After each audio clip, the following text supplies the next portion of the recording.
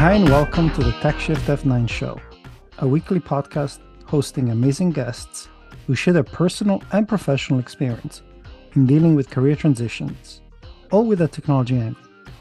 I'm your host, Maurizio Rafone, and I'm really excited to say this week's guest is truly special. Her name is Trang Nguyen, but she's also known as Trang Nova, and she joins us from Bali, though she normally hails from Melbourne, Australia. Trang is on a mission to help people, and women in particular, pivot careers and build their dream businesses. After her own career in the sports industry, Trang founded Align Performance, a coaching platform and podcast, but she also runs online courses, retreats, offers one-on-one mentoring, and does speaking engagements throughout the year. Trang, welcome to Tech Shift F9. It's great having you on the podcast. Thank you. Maurizio, thank you for having me on the podcast. It's a pleasure to be here, and I'm looking forward to having this conversation. Likewise. So Trang, first of all, I have to ask you, you've pivoted yourself in your own career. And what prompted you to drop what you were doing in sports and essentially expand your reach? It's not a straightforward story, that's for sure. Because when I was working as a physiotherapist, when I was in the sports industry, I thought that is what I was going to be doing for the rest of my life. I thought that this was it. But there was actually an incident that really catalyzed a quarter life crisis and then ultimately my career change. And it's a big story, but what actually happened was I'd gotten up to go for a run one morning, and when I stepped out onto the sidewalk, I hear a crunch. And I'm like, what's that? What's going on? I look down, and turns out I'd stepped on a snail. Now, this isn't the first time that I'd stepped on a snail before, and I'm sure that many of the listeners have accidentally done the same. But for some reason, I couldn't stop thinking about it this morning, and I felt guilty that me just living my own life, going for a run on this day at this time, I'd caused such an effect on something outside of me. In this case, I'd killed something. And this really got me thinking over the months that followed, the idea that my choices, my decisions have a flow and effect. They create this ripple of consequences or ripple of impact beyond me. And I started to see the bigger picture of how I have such a footprint as an individual. Like, I have so much power to have an impact. And that could be used for negative consequences. And I started to see different ways that my lifestyle was neglecting, different forms of life, the environment. But then I also started to see how I could use that power for good as well. And I started to feel the weight of responsibility and the weight of power to use my lifetime for as much good as possible.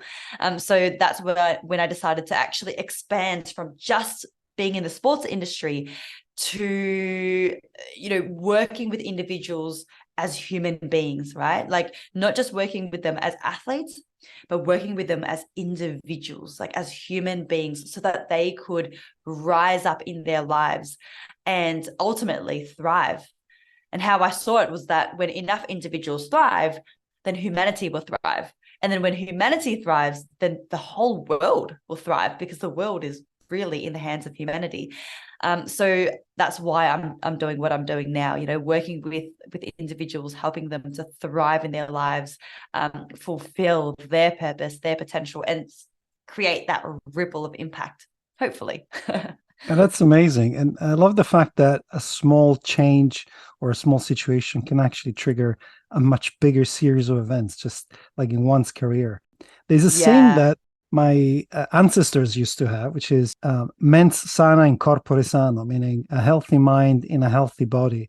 And I think what you just said, touches upon the importance whenever you're looking at career, your own career, the people's career, your own transition, to be well, and to be well physically and mentally, which is easier said than done. And has that been a little bit your thinking as well? The fact that you've moved a little bit from just taking care of people physically to make sure that they also have a degree of well-being mentally and an ability to do their best. Yeah, absolutely. Because originally, as you said, I was purely working with people at a physical level. But then I started to notice that I could have two clients and I'd give them the exact same program, but they could get completely different results. One person who is empowered, who is resilient, who, doesn't fall to the level of excuses in their mind will get better results than the one who constantly, finds excuses or doesn't believe in themselves, or suffers from that self-doubt. So yeah, really taking that holistic, comprehensive approach to the human being. We're not just a body, we're a mind, we're also a heart, we have feelings, we have emotions as well. And you could say spirit, that could be debatable, but I look at it in that comprehensive approach. And, when we really transform from the core at a comprehensive, deep level, then we get to transform our entire reality, our entire life. So yeah, that's the approach that I've decided to take. Wonderful. Let's talk a little bit more about you. As you know, this podcast is very much focused on how technology impacts our lives and Yeah. careers. And you've embraced technology in your own line of business. Right? You're doing podcasts, you're delivering some of your services digitally. How did you approach technology for your own business then? And what did you find useful for you to get up to speed with these new technologies out there? That's such a good question. And yeah, I think about how much I use technology, and I'd say 99% of the time. Like I'm from Australia, but I'm living in Bali at the moment because I am working completely remotely. I'm working abroad, so I'm using technology to connect with clients, not just from Australia, but from all over the world. And been this has come throughout the journey, because it wasn't always like that. Like at the very start, I remember when I was working as a physiotherapist in hospitals, everything was manual. Everything was written with pen Right. and paper. We were taking notes, we were communicating with other colleagues within these massive folders that we would write in, and then would file them away into the cupboard. But yeah, over time, I think about how technology has played a role in me being able to work abroad. And it actually started with social media. And because that was how I almost incidentally fell into business. I didn't originally plan to start a business. I had just set up an Instagram account, a Facebook account, and started posting inspirational content, you could say. I was just doing it for fun. I was just doing it because it helps me with my own motivation, my own inspiration to put this content out there. And this was back in 2015. So social media had been out for, quite a few years by then, but it was still relatively early. So it was still uncharted territory in some ways, especially for me, because I was like, what are people going to think of me if I put this out there? They're going to think I'm, like, yeah, are they going to judge me? So it started with social media, simply putting content out there. And then I started to have people reach out to me that I'd never met in real life.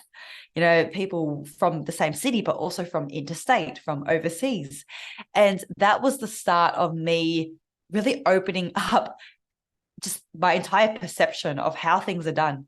You don't necessarily meet people in person anymore. You meet online first. You know Right. each other and you see each other and you follow each other online first before even, yeah, like meeting for the first time in person. It's kind of switched the sequence of how we meet people. We meet them in person, we already know everything about them because there's so much that they do put online. So social media, it started with that. And then from there, just things got built out online. I started delivering my calls, my coaching online. I started delivering like online courses that were evergreen. Someone could just click a button, sign up to the course, and they were now in this course. Of course, like podcasting, doing that, and using the technology just to distribute the episodes. But yeah, like I look at the overheads of my business, and the biggest portion, sorry, of the overheads are online subscriptions, online software. Right. Right. And so that begs another question, which is, again, back in 2015, as you mentioned, it was Instagram and Facebook. Now the way we use Facebook has changed completely. We have new platforms like TikTok, and again, I'm not an expert at all, but I think, and there will be more coming up. And how much of your time is actually dedicated to understanding what is the next medium of a communication that your business needs and the tech that goes to support that, vis-a-vis just doing the job per se? Honestly, it should be more because in our world today, things move so fast, don't they? Like, I think that's no secret talking about technology. Things just explode, things exponentially progress. And, especially I think it was 2018 or 2019 that TikTok first came out. And we saw how quickly it exploded, how quickly it started to take over other platforms. And that is actually what's required, especially in business, to be innovative, to understand not just what's happening now, because what's happening now is already outdated, but to understand what's happening in the future. So I do take time, I'm going to say on a monthly basis, to look at, okay, where are things going, to look at the industry, to see the patterns. But it probably should be more. It probably should be, weekly that I'm looking at that. But I think, in some ways, maybe, and I'm going to be real, just real honest here, like in some ways I might have taken it for granted because I have grown up in this generation where I haven't needed to go out of my way to look at what's happening. I've kind of grown up with it, and it's just naturally been part of my life. So I've just naturally gone with the flow. But yeah, it should be more. Fair enough. I mean, wait till you get to my age, then you'll see how quickly the world moves. Um, Trang, you work with people, especially women, at a time where we're all expected to be proficient and comfortable with technology in the workplace. And look, that's great on paper, but in your experience, what are some of the biggest obstacles faced by people having to deal with change? And aren't we all just afraid that AI will take over all the jobs? Yes. Oh, how many conversations have each of us had talking about how scary AI is and That's how right. like we're doomed and it's really scary and we don't want to, we don't want to let it take over too much. Yeah, I think, psychologically by default, like us humans, we are wired for comfort and for stability. It's one of our primary core needs. It's one of our primary needs for survival, is to have some sort of security and stability. So change in any degree, including when any technology has even just a upgrade, right? Like a facelift, even just the interface of a software, when it gets changed around, it creates a little bit of an uproar for the first week or two, and then everyone adapts and everyone then just moves on. Hmm. But yeah, the change is something that we've got to continue to be open to. Actually, Maurizio, what was the original question again? Well, I mean, it's really about change, right? And I think technology and the rapid improvements in technology are forcing a lot of people that want to go into entrepreneurship and start their own business, just something that Yeah. you work with your clients about having to face how to deal with that. So even if you are in, say, a traditional industry and you're thinking about starting going off on your own, you need tools. And are the people that you work with, what's the general feel? They're afraid? Are they comfortable? They're open-minded? Or are you having to work particularly hard to get them over the hump? Okay. Yeah. So to give a bit of an idea, a lot of people who I work with are young adults who may be changing careers, starting their own business.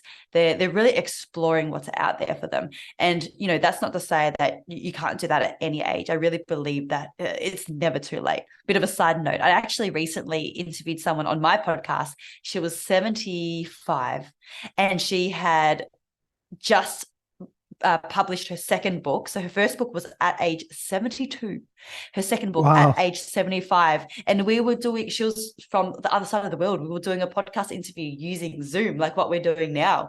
And I was just in awe of how she is a living inspiration of how it's never too late to pivot. It's never too late to start. And it's never too late to embrace, new technology. I was in awe. But yeah, point is, a lot of my clients, they're used to, technology to some degree, right? Like, social media, especially with the pandemic as well, doing virtual calls, virtual meetings, that is more common, that is more embraced now. But let's look at what is the new generation of technology, and we're talking AI, right? Like the more complicated AI, even like GPT, really blowing up earlier this year. And that is something that I notice even in the younger generations, they're not necessarily catching on. And that just shows that, no one is immune to changes.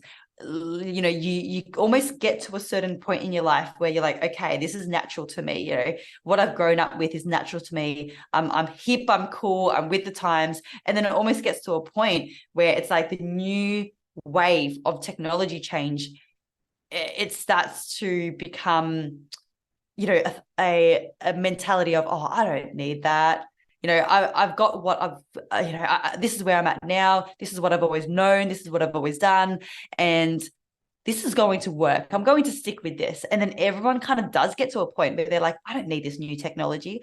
I'm just going to stick with what I know. And I've noticed that with even the younger generation with the AI, like even like Chat GPT, right?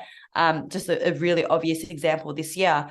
I'm seeing that. So I think this can be a reminder, and this is a reminder for myself as well, to never get complacent.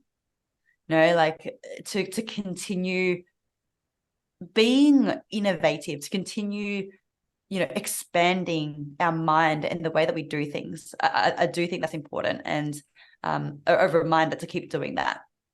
I couldn't agree more. I think the ability to adapt to change, even if it's technology, even if it looks scary, is really a function of mindset. It's not age. It's not even experience. Yeah. And I'm glad to see that. There are even the younger people can have these challenges, because unless you have that challenge, you never really get to know how to solve it. Maybe later on in their career. I'd like to talk a little bit now about business and entrepreneurship, which is something that you work closely with. In the space I'm more familiar with, general startups and technology, I see these days a lot of female founders, which is great. But we often hear of an innate difficulty by women to be as aggressive in pursuing some of the professional goals, and in my space, fundraising in particular, compared to men. Do you see the same happening with your clients? Are you seeing maybe a change in that happening in the market? Yeah, I'd say so, because, as much as this is changing, there has been a culture historically, it's just how it's happened, that, the women are not as and historically, right? Like not as strongly present in the workforce, just due to, culture, due to different traditions, and due to even, simply the fact that, us women go through pregnancy, go through maternity leave, and all these aspects creates that culture of, women taking a little bit more of a backseat. But I am seeing that changing. Like I heard a statistic the other day that more women, I think it's like 50% of women who are 30 years old now don't have children. And that is the highest percentage that it's ever been before. And that's because, women are delaying having children, or not deciding not to have children at all. That is something that is quite new in this generation. It's like one of the first generations where there is choice. It's not just a given to have a family. There is more choice, and there are there's more normalization of not having a family. So the point of me sharing that is because because of that, I see a shift in priorities, and women are taking the time, they're investing their energy, their finances, their resources into entrepreneurship, into startups, and deciding that, yeah, they're going to stick it out for the next 5 years, the next decade, to make this work, because they're driven by it, and I think that's a shift in, especially in the developed world, the focus on our career, the focus on our profession or our business being a big part of our self-worth, you could say. It's a big part of what we strive for. It's a big portion of our life. So yeah, I think I'm seeing more of that now, more empowerment, especially in this day and age. Like, I've heard the term, it's the entrepreneurial revolution. Like, we're going out of the industrial revolution. It's now the entrepreneurial revolution. And, I'm seeing more and more women and men take that on and really embrace that. It's so accessible. It's enticing. It's available. So why not? Absolutely. And I think in my experience, I've seen this happening also in some of the emerging markets, where you go out and see the average composition of startups, and it's not just, the geeks who've graduated with a computer science degree. It's pretty much anyone. I mean, it's a cross-sectional view of society. It's not just one group of people, whether it's boys or girls or computer scientists or creatives, and that makes the powerful mix of innovation. But I'd like to maybe go into a little bit of a controversial space here, and I hope I'm not stepping into a minefield. But have you perhaps come across other clients or friends whose careers have been hampered by some sort of technological male bias, or is there even such a thing? Yeah, that is a good question. Honestly, in my experience, I haven't noticed that so much. I've seen, especially in the younger generation, just more and more equality in the space of, in my industry at least, which is like the coaching industry, the mentoring, speaking industry, where there are a lot of personal brands. There is a lot of like social media usage as the primary form of marketing and getting out there. But it may be different in the startup world. It may be different in different industries. But speaking from my experience and what I know, I would say I haven't noticed it that much, which is really great. It is, and somewhat reassuring as well, because sometimes I get the feeling that we make mountains out of molehills, potentially, when looking at how technology, or well, in general, but also specifically how technology can impact someone's career and opportunity. But I know you talked about the lady that in her 70s was publishing books, which is amazing. But in general and broadly speaking, with your experience working with clients from all over, do you see generational differences in terms of mindset and openness to perhaps taking risks and exploring new opportunities, or is it really just now a cross-sectional part of society that is just going for it? I would say by default, so generalizing, each generation who's grown up in a particular time period grows into a particular mindset. So, we look at the baby boomers who, have gone through hard times in the last century, you could say, right? Like hard times. So then there's less risk taking because it's not worth it. And also it was a different time back then as well. There wasn't as much opportunity and accessibility to pursue your dreams back then. So it's just not what they would do. And then you look at millennials who've grown up in times of abundance, right? Like millennials, which the actual ages are a little bit, I think they're a bit different. But millennials, pretty much through our childhood, we just had, prosperity. It was abundant, no real hard time. So you see millennials, and also millennials being raised by baby boomers who have shared the message of, we've gone through this hardship. So you go out there and you enjoy your life, like you do what you want. So there is a lot of, there's a lot of seeking of, dream careers and dream businesses in the millennial generation. And then the next generation, so Gen Z, so teenagers and people in their early 20s now, they still have that mentality. It's very much like, I don't want to work a 9 to 5. I want to, create a startup. I want to become an entrepreneur. I want to be my own boss. There's a lot of that, but there actually is also, and there's scientific data on this, there's actually also a higher rate of cautiousness in Gen Z compared to millennials, because Gen Z have gone through different recessions in their upbringing, at least in their childhood, and then of course COVID just in the last 3-4 years. So they're actually a little bit more cautious. So you see those changes between the different generations.